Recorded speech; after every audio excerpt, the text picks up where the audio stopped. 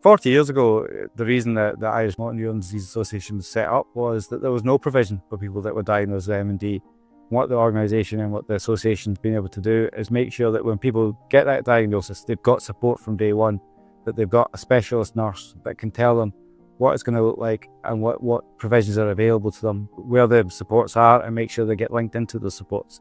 The hopes and goals of the Nursing and Services team are to ensure that people living with motor neuron disease are supported and cared for as best that we can.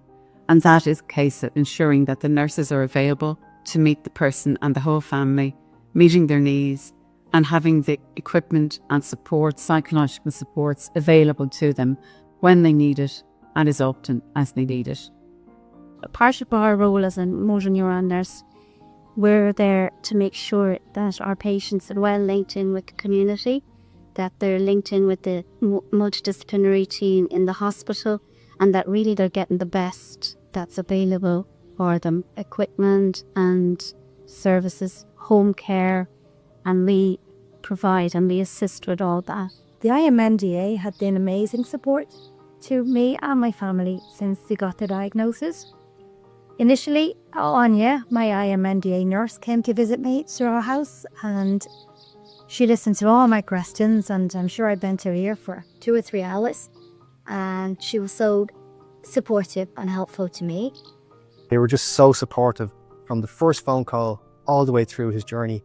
Anything we needed, they were just a phone call away, an email away, always there to greet us with a smile.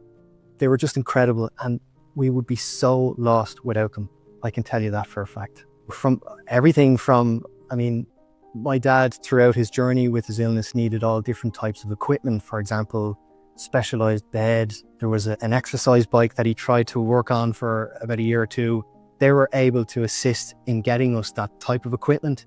All sorts of technology that would allow him to live life and not just let the disease, take him over.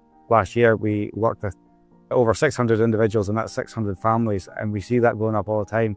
And with that, there's a need for more support. One of our biggest challenges is the fact that 85% of our money comes from the public and from public fundraising, which is fantastic, but it's not sustainable money.